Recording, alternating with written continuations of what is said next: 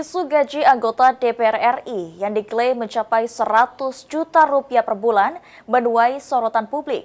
Pengamat politik menekankan pendapatan besar tersebut hanya pantas diterima jika kinerja DPR sepadan, terutama dalam menuntaskan masalah korupsi dan undang-undang perampasan aset yang selama ini mindek.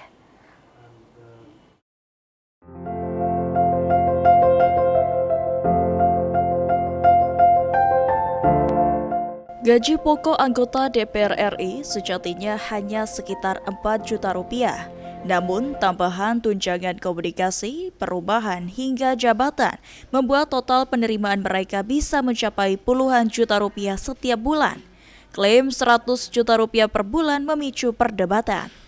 Salah seorang pengamat politik, Ade Indrachaniago, menilai sah-sah saja bila anggota DPR menerima gaji hingga 100 juta rupiah.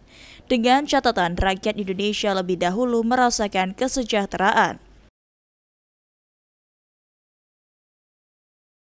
Lebih dari 100 juta per bulan saya terima, saya setuju. Dengan catatan rakyat juga harus lebih sejahtera dulu. Jangan mereka wakil rakyat, ngakunya wakil rakyat, tapi lebih sejahtera mereka dulu, baru rakyatnya kan lucu. Iya. Itu loh. Nggak ada masalah, itu Indonesia ini terlalu kaya. Iya. Ya, cuma persoalannya pikirkan dulu nih rakyat yang katanya Anda wakili gitu loh. Iya. Problemnya gitu loh. Semua harus sepakat nolak lah.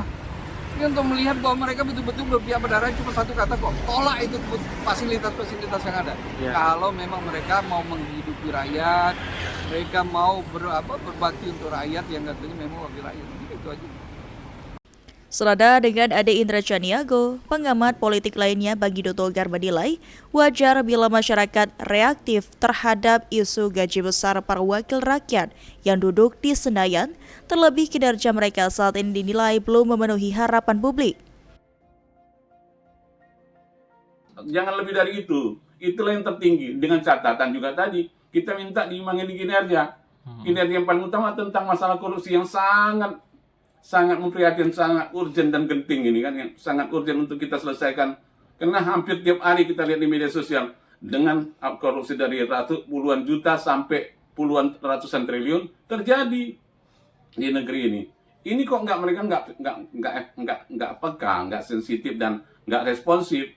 Harusnya segera ditindaklanjuti. Salah satunya mereka segera sepakat mengetuk palu dan untuk melahirkan undang-undang perampasan aset, yaitu memiskinkan para pejabat publik yang korupsi. Ditambahkan Bagindo, jika kinerja DPR benar-benar efektif dan serius memberantas korupsi, pendapatan besar bisa diterima masyarakat dengan wajar. Hafidz Zainul, PAL TV.